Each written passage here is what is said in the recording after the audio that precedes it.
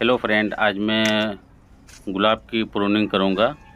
अब प्रूनिंग का समय आ गया है और प्रूनिंग से पहले कौन सा फर्टिलाइज़र मैंने दिया है और कौन सा इंसेक्टिसाइड या पेस्टिसाइड मैंने इसमें किया है, इससे पहले मैंने वीडियो डाला था और डिस्क्रिप्शन में मैं दे दूंगा। उस वीडियो को पहले आप देख लीजिएगा। प्रूनिंग से पहले आप 10 दिन पहले, कम से कम 10 दिन पहले आप फर्टिलाइज़र ज़रूर दीजिएगा, उसके बाद ही प्रूनिंग कीजिएगा। और इंग्लिश रोज की प्रूनिंग कैसे करते हैं और देसी रोज की प्रूनिंग कैसे करते हैं और कौन से ब्रांच को कट करके हटाना है और कौन से ब्रांच को रखना है, प्रूनिंग के बाद कौन सा फर्टिलाइज़र देना है, सिंडर में लगे गुलाब को मैंने पानी कैसे देता हूँ या मिट्टी में लगे गुलाब को पानी कैसे देना है ताकि डायबैक का ख़तरा ना हो और मोटे मोटे ब्रांच निकले। प्रूनिंग कब करना सही है, कितने टेम्परेचर पर करना चाहिए, प्रूनिंग किस समय करना सही रहेगा, सुबह में या शाम में।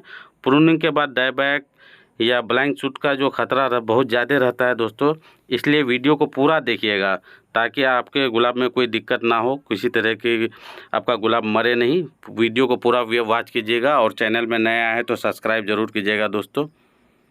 और ये बहुत बड़ा प्लांट है दोस्तों, इनकी मैं आज प्रूनिंग करूँगा। प्रूनिंग करने का सबका अलग अलग तरीका है दोस्तों। आप अपने हिसाब से क्या हाइट रखना चाहते हैं उस हिसाब से आप देख लीजिएगा, जो आपको प्लांट में कितने हाइट चाहिए। ये मेरा बहुत ज़्यादा हाइट हो गया है दोस्तों। इनको मैंने, क्योंकि जो गुलाब का जो खूबसूरती है वो ज़्यादा बड़ा होने के बाद आपके ऊपर जब गुलाब को देख ही नहीं पाइएगा तो फिर उसको रखना बेकार है। गुलाब की खूबसूरती लेने के लिए उसको कम हाइट में रखना बहुत ज़रूरी है, तभी आप उनकी खूबसूरती को ले सकेंगे। इसलिए ये हाइट बहुत बड़ा हो गया है, इनकी हाइट को मैं कम कर दूंगा प्रूनिंग करने के बाद। जितने भी सारे पतले ब्रांच है उसको मैं प्रूनिंग कर दूंगा, क्योंकि जितने मोटे मोटे ब्रांच रहेंगे उतने मोटे मोटे ब्रांच से फिर नए जो शूट निकलेंगे वो मोटे मोटे निकलेंगे। पतला आगे जी आप छोड़िएगा तो उसमें से पतला ब्रांच ही निकलेगा। इसीलिए पतले ब्रांच को कट करके हटा देना है, सिर्फ मोटे ब्रांच को रखना ताकि उससे मोटे मोटे ब्रांच आए। मोटा ब्रांच में फूल भी बहुत बड़ा बड़ा होता है दोस्तों, इसीलिए पतले ब्रांच में फूल भी बहुत छोटा होगा और मोटे ब्रांच में फूल बड़ा होगा। इसलिए जितने सारे पतले ब्रांच है उसको कट कर देंगे और जो इस टाइप का क्रॉस टाइप का रहता है दोस्तों, उन क्रॉस टाइप का जो भी ब्रांच है उनको भी कट करके हटा देना है। ये देखिए, मैं इसको प्रूनिंग जो करता हूँ, यहाँ देखिए, इसको कट करके हटा देंगे।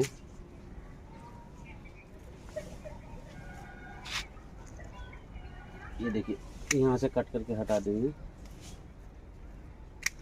पतले।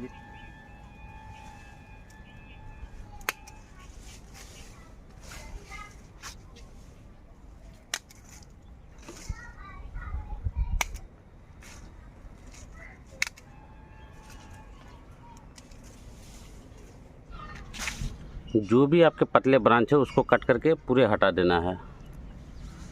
ये देखिए, ये इस तरह करके हटा देना है और जो सूख रहे हैं उसको भी हटा देना है।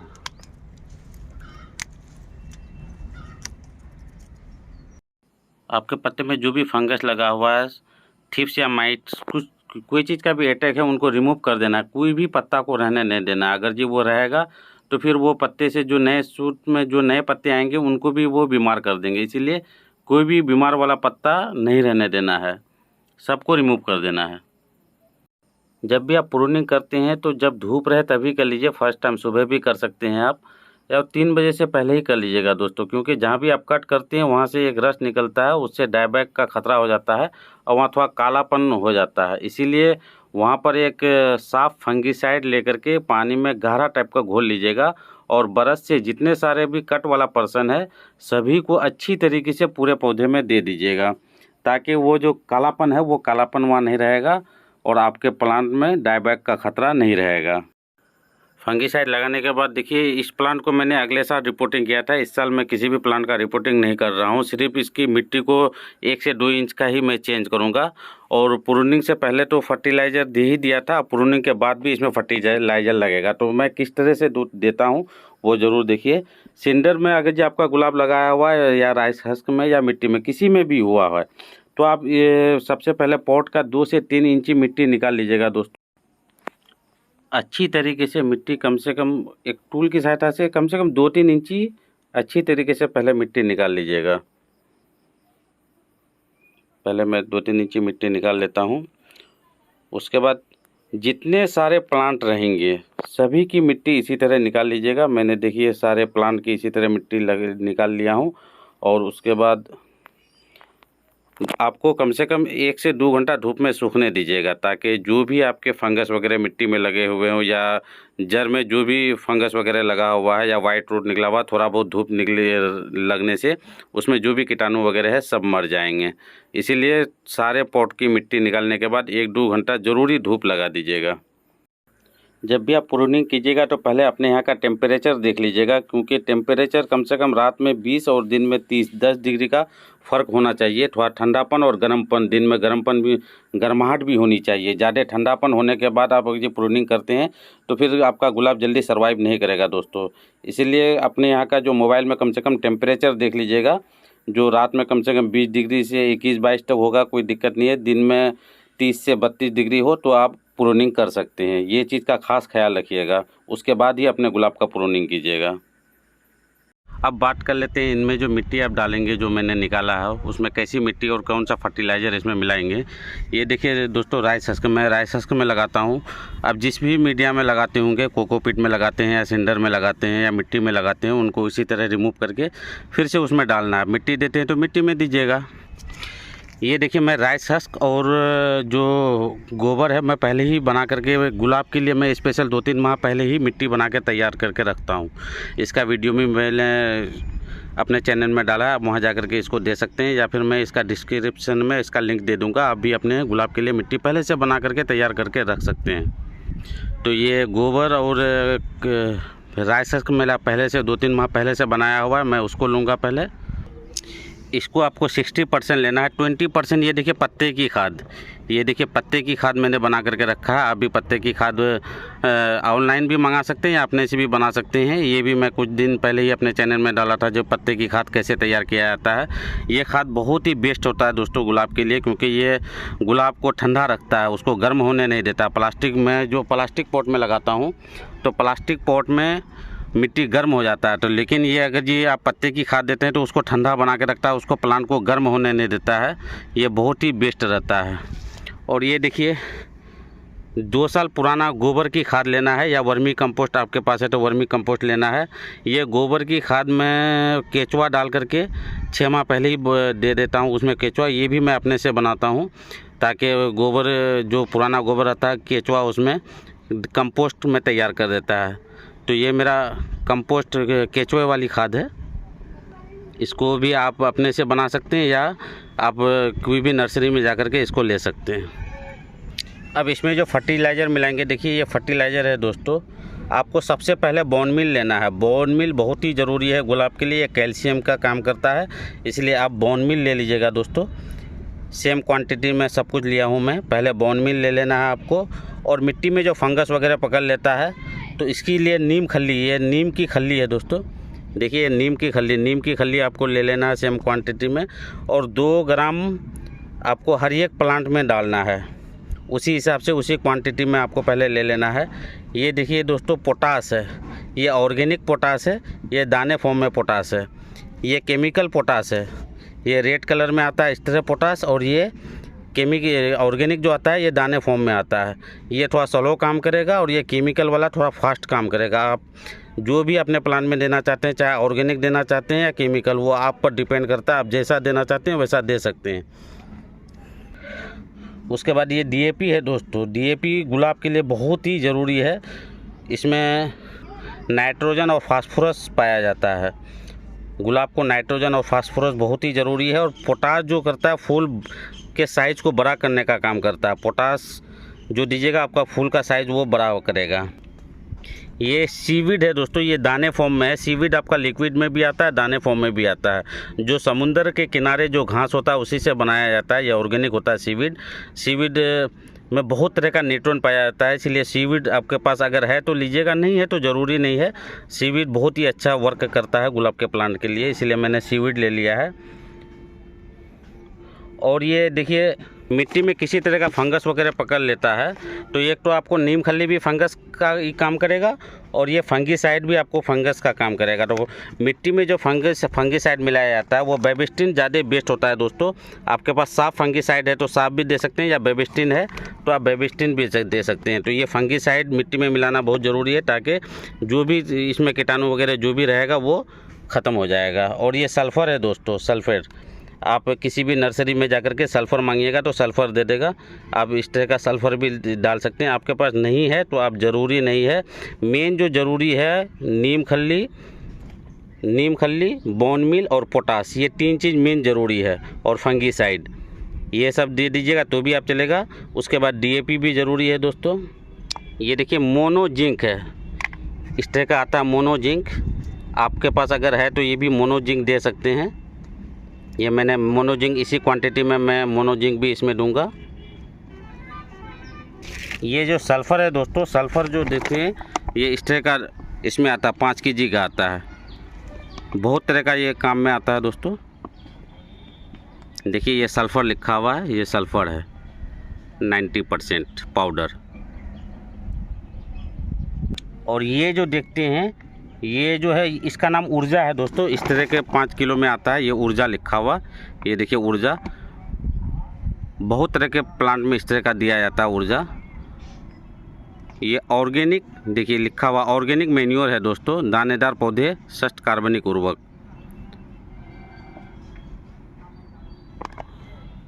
अगर आप इतने तरह का फर्टिलाइज़र आपके पास नहीं है, आप अगर इतने तरह का फर्टिलाइज़र यूज नहीं करना चाहते हैं तो इस तरह का रोज फूड आता है, आप ऑनलाइन भी मंगा सकते हैं या नर्सरी वाले से ला सकते हैं।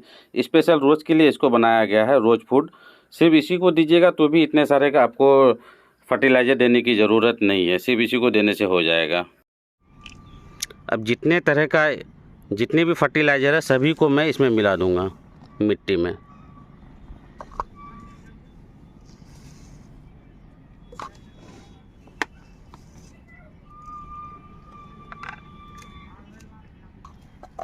ये सारे चीज़ दे करके और वो जो गोबर है इसमें मिला करके सबको पहले मिक्स कर लेते हैं।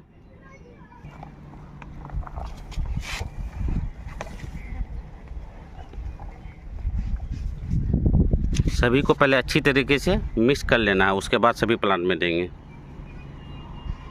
सभी मिट्टी को मैंने पहले मिक्स कर लिया और एक गमले में पहले मैं ले लेता हूँ।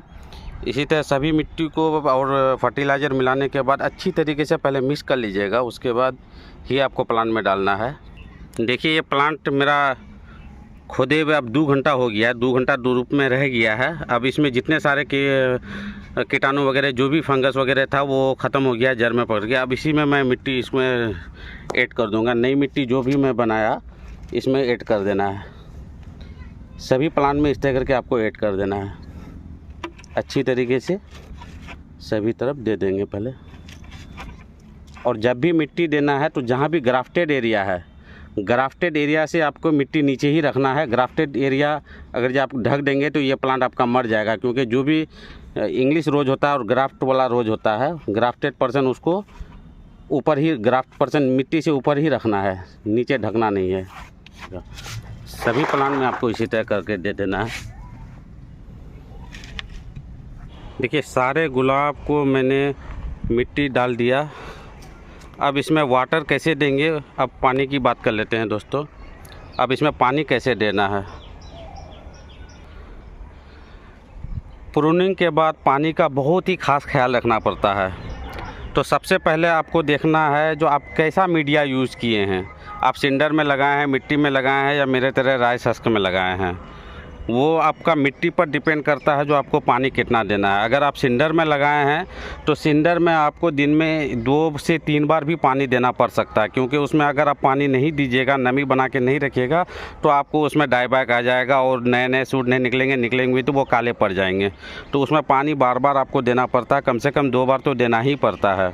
लेकिन आप अगर मिट्टी में लगाए हैं और उसमें अगर दिन में 2 बार पानी देते हैं तो आपको नुकसान पहुंच जाएगा, क्योंकि मिट्टी में नमी बनी रहती है और वो नमी बने रहने के कारण एनी टाइम जो नमी बनी रहेगी तो फिर आपका डाईबैक आ जाएगा। इसीलिए मिट्टी जब तक आपको ऊपर से थोड़ा सा सूखे नहीं तब तक आपको दोबारा पानी नहीं देना है।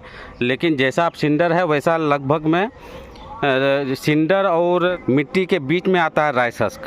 राइस हस्क में क्या है, जो पानी कितना भी देंगे उसमें नमी बनी रहेगी और पानी नीचे से बह जाता है, लेकिन इसमें नमी बनी रहती है। तो इसमें हमको दिन में 2 बार पानी देने की ज़रूरत नहीं है, दिन में 1 बार भी पानी दे देंगे या 1 दिन पानी नहीं भी देंगे सिंडर में, इसमें राइस हस्क में, तो भी मेरा चलेगा। तो अब इसमें पानी दे देते हैं। इसमें अच्छी तरीके से आपको पानी पहली बार दे देना है, उसके बाद दोबारा पहले ऊपर से थोड़ा सा सूखेगा तब 1 दिन छोड़ के या बार बार फिर इसमें पानी भी देना। आपको पहले नमी देखना है जो किस तरह का नमी बनाया हुआ है। और राइस हस्क में वैसे भी पानी ऊपर से जैसे ही देते हैं नीचे से बह के निकल जाता है, इसमें पानी रुकता नहीं है दोस्तों। देखिए कितना भी पानी देते हैं वो रुकता नहीं है, उसी वक्त निकल जाता है। इसी तरह करके सब प्लांट में आपको पानी दे देना है। मिट्टी में तो खास ख्याल रखना पड़ता है क्योंकि मिट्टी में नमी बनी रहती है, बार बार उसमें पानी देंगे तो नुकसान पहुंच जाएगा। और सिंडर में लेकिन बार बार आपको पानी देते रहना पड़ता है।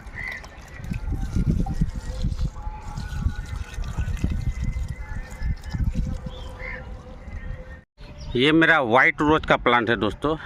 इसको कितना भी ज़्यादा हार्ड प्रूनिंग मैंने नहीं किया, थोड़ी ट्रिमिंग किया है, कुछ ब्रांच को मैंने रहने दिया है।